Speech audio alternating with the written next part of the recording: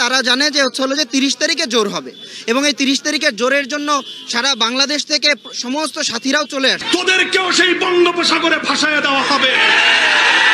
খবরদার, খবরদার হুঁশিয়ারি উচ্চারণ করে দিতে চাই।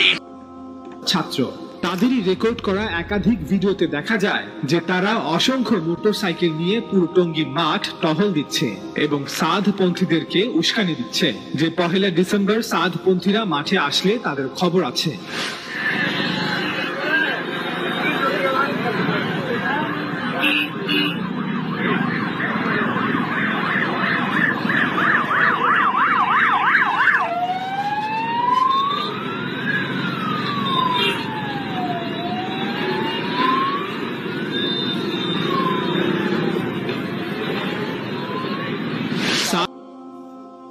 আসসালামু আলাইকুম রহমতুল্লাহ।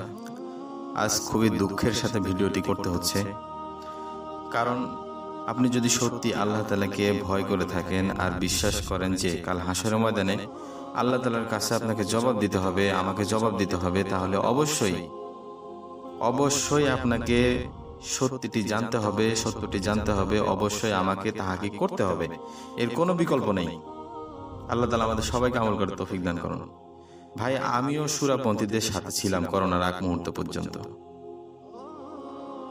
সেই বিষয় না হয় অন্য কোনো ভিডিওতে পরে কোনো এক সময় কথা বলবো, কিন্তু কিছু বিষয় একেবারে আমার জানা ছিল, কারণ ঢাকা কলেজে পড়ার সুবাদে কাকরাইলে সবগুজারি করতাম এবং বিভিন্ন বড়দের মাশওয়ারাতে থাকার সৌভাগ্য হয়েছে আলহামদুলিল্লাহ, যার কারণে বিষয়গুলি একেবারে কাছ থেকে এবং বিষয়গুলো উপলব্ধি করার সুযোগ আল্লাহ তাআলা আমাকে করে দিয়েছে। আর এই বিষয়গুলি আমি মনে করি আপনাদেরকে জানানো আমার একটি কর্তব্য।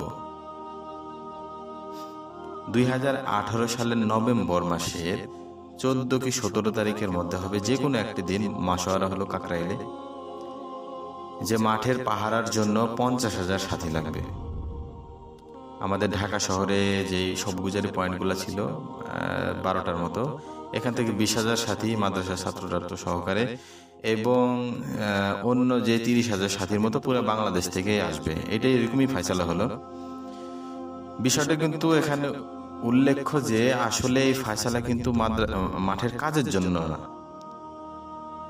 মাঠ হেফাজতের জন্য, মাঠকে দখল করার জন্য। এটাই সত্য, কাজের জন্য এই ফয়সালা হয় নাই। কেননা যখন এই ফয়সালা হলো তো প্রত্যেক হালকা গুলাতে বা আমাদের যে এলাকার যে মাশওয়ারাগুলোতে এখানেও আপনার সাথীদেরকে তশকিল করা হচ্ছিল পুরা জিহাদের ময়দানের যেরকম উদ্বুদ্ধ করা হয়, এতদিনে যত ঘটনাগুলো শুনে আসছি ঠিক ওই রকম ভাবে ওই আয়াতগুলো পড়েই উদ্বুদ্ধ করা হচ্ছে। এক মুসলমান ভাই আরেক মুসলমান ভাইয়ের পক্ষে হোক আর বিপক্ষে হোক, যেটাই হোক, কি আর বলবো। অথচ ময়দানে 30 নভেম্বর থেকে মাওলানা সাদ অনুসারীদের জোর আগ থেকে পূর্ব নির্ধারিত ছিল, এটা সকলেরই জানা। তারপরেও তারা কাফেরদের জন্য যে আয়াতগুলো জিহাদের ক্ষেত্রে নাজিল করেছিলেন আল্লাহ তাআলা, সেই আয়াতগুলো বলেই প্রত্যেক জায়গাতে তশকিল করা শুরু হলো। এক ভাই আরেকটা ভাইয়ের মাথায় কিভাবে বাড়ি মারতে পারে। আসলে এই বাড়ি মারার কথা কেন বললাম, কোন সমঝোতা ছাড়া একপাক্ষিক কোনো ঘোষণা করা আসলে মারামারির শামিল। আমি এরকমই মনে করি। ঢাকা শহরে যাদের বাইক আছে তাদের মধ্যেও আলাদা তশকিল করা হলো, তারা যেন তাদের বাইক সহকারে অবস্থান করে। প্রায় 1000-এর অধিক হবে বাইক সহকারে ছিল। এই কথাগুলো দ্বারা আসলে যতটুক কথাগুলো আসলে এই কথাটুক দ্বারা আপনি কি বুঝতে পারছেন একটু চিন্তা করেন, যে এত সব আনজান মাঠের কাজের জন্য নয়, মাঠের কাজের জন্য এতগুলো আঞ্জাম দেওয়া হয় নাই। এই কথাগুলো যুবায়রপন্থীদের স্পষ্ট ধোঁকাবাজি ছাড়া কিছুই নয়। এখানে স্পষ্ট মাঠ দখলের জন্য সাথীদেরকে ডাকা হয়েছে, কোনো মাঠের কাজের জন্য নয়। যার ফলশ্রুতিতে সারা দেশ থেকেই তারা মাদ্রাসা ছাত্রদেরকেও একত্রিত করলো একটা দুর্বিসন্ধি নিয়ে। যদি গন্ডগোল লেগেই যায় তাহলে মাদ্রাসা ছাত্রদেরকে সামনে রাখা হলে এটা হাইলাইট হবে এবং বাংলাদেশের সমস্ত ওলামারা সাতপন্থীদেরকে বিরোধিতা করা শুরু করবে। ঘটনার আগের দিন যখন তাদের মোটর বাইক বাহিনী যেগুলা তারা খবর দিল যে সারা বাংলাদেশ থেকে নিজামুদ্দিনের অনুসারীরা পূর্ব ঘোষিত জোট উপলক্ষে কাল মাঠের দিকে আসবে, তখন আগের দিন বিকাল থেকে ইট ভেঙে মাদ্রাসার ছাত্ররা টয়লেটের ছাদে জড়ো করা শুরু করলো এবং লাঠি সোটা যা লাগে আর কি, এই সবগুলোই কিন্তু তারা পূর্ব প্রস্তুতি নিয়ে রাখছে। মানে জিহাদের এতদিনে যা এলেম শিখেছে তা তারা কিছু সংখ্যক কুচক্রী মহলের তশকিলে অ্যাপ্লাই করার জন্য, মানে অন্য ভাইয়ের উপরে, অন্য মুসলমান ভাইয়ের উপরে অ্যাপ্লাই করার প্রস্তুতি নিচ্ছিল। এছাড়া আর বলার নাই। আমার কথা যদি সন্দেহ হয়ে থাকে তাহলে আপনাকে বলছি, যারা ওইখানে উপস্থিত ছিল তাদেরকে একটু কসম দিয়ে বলবেন যে ভাই ওইখানে আসলে কি ঘটেছিল সত্য একটু বলো, তাহলেই বুঝতে পারবেন। পরের দিন সকালে 8টা কি 9টা পর্যন্ত মাঠের ভিতরে যে মাদ্রাসার ছাত্রগুলো ছিল এবং তাদের সাথেও যারা অন্যান্য সাথীরা ছিল তাদের কিন্তু প্রত্যেকের হাতেই লাঠি ছিল 8-9টা পর্যন্ত সকাল। কিন্তু সাংবাদিক ও প্রশাসন যখন যাতায়াত শুরু করলো তখন তারা কৌশলে লাঠিগুলিকে লুকিয়ে রেখেছিল। এখন যদি একটু মাথা খাটিয়ে চিন্তা করেন, মাওলানা সাদ অনুসারীরা যদি জুবাইরপন্থীদের প্রতিহত করার উদ্দেশ্যে সেখানে যেত তাহলে তাদের এই লক্ষাধিক মজমা কিন্তু ফজরের পর পরই মাঠের চারপাশে অবস্থান নিয়ে নেয়। এরা সকাল 11টা পর্যন্ত অপেক্ষা করার দরকারই ছিল না। গণমাধ্যম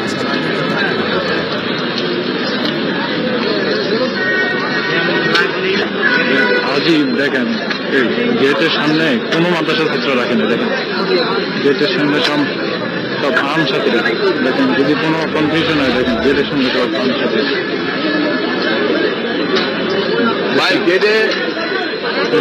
গেটের সাথে সব আম সাথে, ভিতরে সব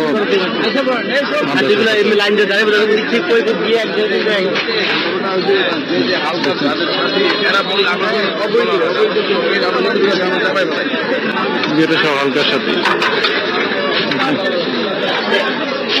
হালকার সাথে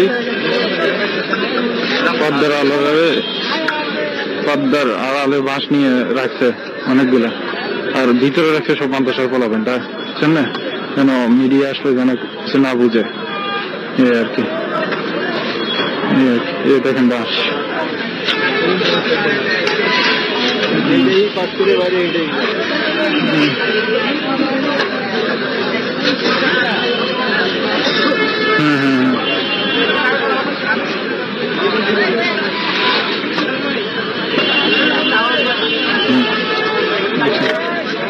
সামনে হচ্ছে যে সব আম সাথী, যেন প্রশাসন আসলে না বুঝে সব আম সাথীদেরকে সামনে রাখছে, দেখছেন পিছনে দেখেন সব মাদ্রাসা ছাত্র, দেখেন দেখেন আপনারা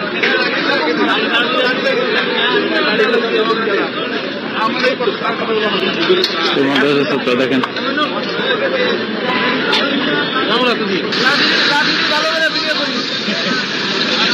সব লাঠি নিয়ে খারাইছে,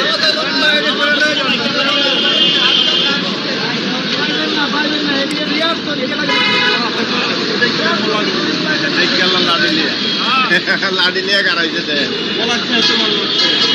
মাদ্রাসায় কি এটি শিখায় ভাই? মাদ্রাসায় এটি শিখায়? তবলিগ ওয়ালা করে কে দিব না, কেনা কেনা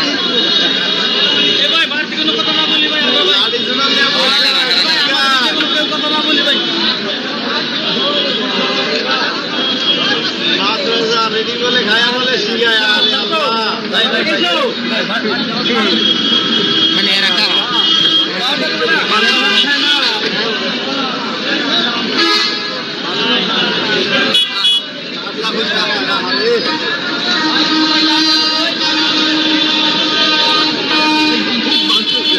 ভয় নাই বাবা, ভয় নাই ভাই, সবাই ভাই না ভাই, লাঠি তো নাই বলছি না না ভাই,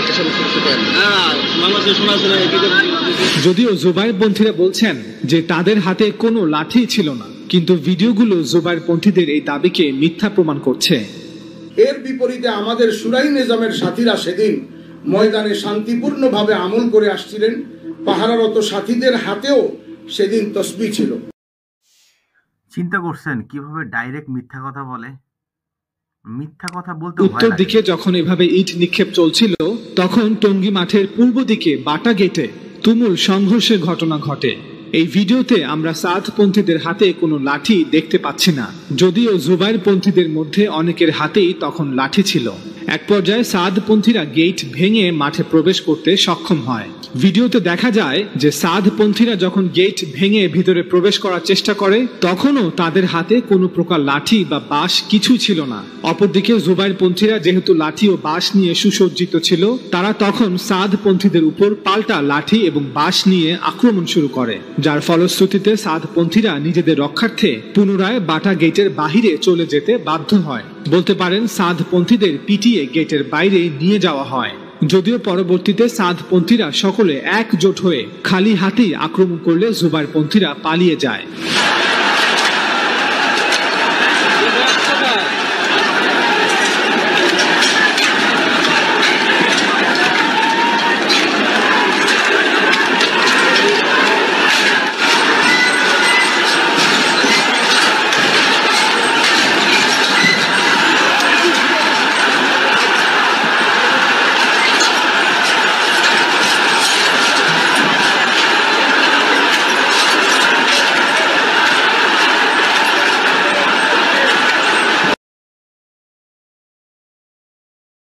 সংখ্যাগরিষ্ঠ হওয়া সত্ত্বেও সাদপন্থীদের একজনকে মাঠেই নিহত করা হয়। তার নাম ছিল ইসমাইল মন্ডল, বয়স 70।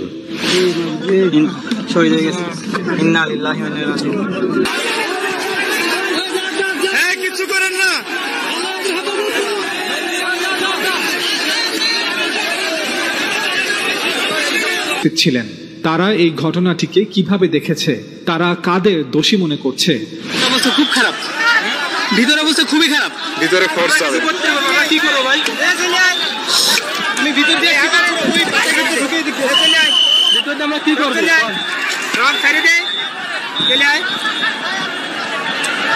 আমরা কি করবো? আমরা আপনার কাছে জীবন দেবো।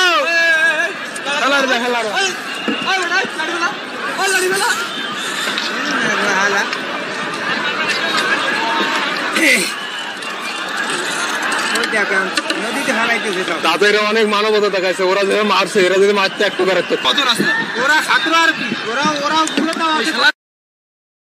মারতে একটু করে এরা ওই যারা ছাত্রের ভিতরে যারা ইট মারছিল এগুলা সেই ইটগুলা তারা নিক্ষেপ করছে যেগুলা আগের দিন তাদের মধ্যে উঠানো হয়েছিল। এগুলাতে যতগুলো টয়লেট ছিল সবগুলো টয়লেটই প্রায় ছাদের উপরে তারা ইটগুলো উঠে রাখছিল মারার জন্য।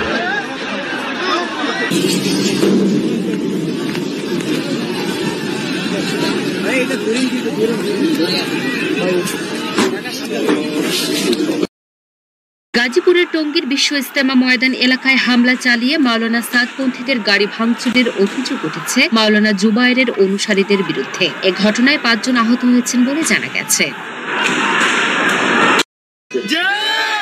গতকালকের ঘটনা আপনারা মিডিয়ার মাধ্যমে দেখেছেন, গতকালকেও তারা অনেককে রক্তাক্ত করেছে। এই জন্য আমরা দেখেন কি স্পষ্ট মিথ্যাচার। 2018 সালের বিষয়টা নিয়েও ঠিক একইভাবে এখন পর্যন্ত মিথ্যাচার করে আসছে। তারা নিজেরাই ঘটনাকে সাজায় এবং প্রতিপক্ষের উপরে চাপিয়ে দেয়। তারা রাজনীতি করছে, জেনে রাখেন আল্লাহর সাথে রাজনীতি করছেন, আর আল্লাহর সাথে রাজনীতি করে কেউ কখনো জিততে পারে না। আল্লাহ তাআলা এর বিচার করবে। আমরা সেই সাহাবাদের উত্তরসূরি যারা দাওয়াত দিতেও জানে, কল্লা উড়াইতে জানে। আমরা সুস্পষ্ট বলতে চাই, আমরা সেই নবীর উত্তরসূরি যেই নবী প্রথমে দাওয়াত দিয়েছেন, দাওয়াত না মানলে বাসার মধ্যে বাড়ি দিয়েছেন। যেই নবী প্রথমে দাওয়াত দিয়েছেন, দাওয়াত না মানলে বাসার মধ্যে বাড়ি দিয়েছেন। দাওয়াত না মানলে বাসার মধ্যে বাড়ি দিয়েছেন, বাসার মধ্যে বাড়ি দিয়েছেন।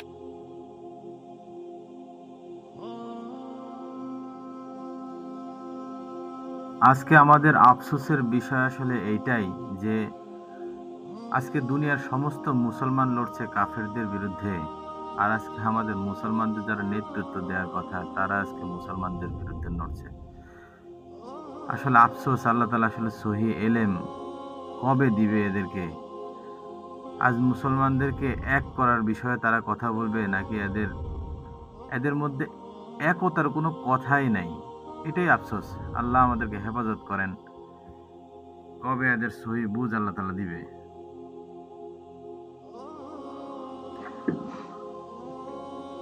ছাত্র এই 3 দিন আলেম ওলামা যারা আছেন তারা ওইখানে এই 5000 টুঙ্গি ইজতেমার মাঠে থাকবেন, এবং সাহেব যাতে ওই দিকে ঢুকতে না পারে এটার জন্য আপনারা জিম্মেদার নেবেন। এয়ারপোর্ট থেকে এখন ওখান থেকে সরকার তাবলিগের এই যে তৃতীয় পক্ষ, এদের নাম বলতে আমার আসলে কষ্ট হচ্ছে। যারা তাবলিগের এই সংকট মুহূর্তে অভিভাবকের ভূমিকায় থাকার কথা ছিল, কিন্তু আফসোস তারা আজকে আমাদের সামনে প্রতিপক্ষের ভূমিকায় এসেছে। আপনারা যদি সত্যি এর একটি সমাধান চাইতেন, তাহলে মাওলানা সাদ সাহেব যেদিন বাংলাদেশে আসছিল সেদিন তাকে ফেরত যেতে না বলে আপনারা বলতে পারতেন যে মাওলানা সাদ সাহেব আগে আমাদের সাথে বসবেন, তারপরে হয় টঙ্গী যাবেন, তা না হয় দিল্লি যাবেন। কিন্তু আসলে আপনারা এর কোনো সমাধানই চান নাই। তাই এইবার আমরা চাই মাওলানা সাদ সাহেব যেহেতু এখনো জীবিত আছেন, তাই ওনাকে আমাদের জোড় ও ইজতেমায় নিয়ে এসে বাংলার ওলামা একরামের যদি কোনো আপত্তি থাকে তা এক টেবিলে বসে এর স্থায়ী সমাধান করতে আমরা চাই ইনশাআল্লাহ। যদি আপনারা আসলেই মুসলমানদের শুভাকাঙ্ক্ষী হয়ে থাকেন, তাহলে অবশ্যই এই দাবির সাথে আশা করি একমত হবেন। অন্যথায় এই মামলা আল্লাহর দরবারে পড়ে যাবে। মনে রাখবেন, আল্লাহ তাআলার শাস্তি, আল্লাহ তাআলার আযাব বড় কঠিন। আল্লাহ তাআলা আমাদের সবাইকে নেক এক হয়ে পবিত্র চিন্তা ভাবনা করার তৌফিক দান করেন। আমিন।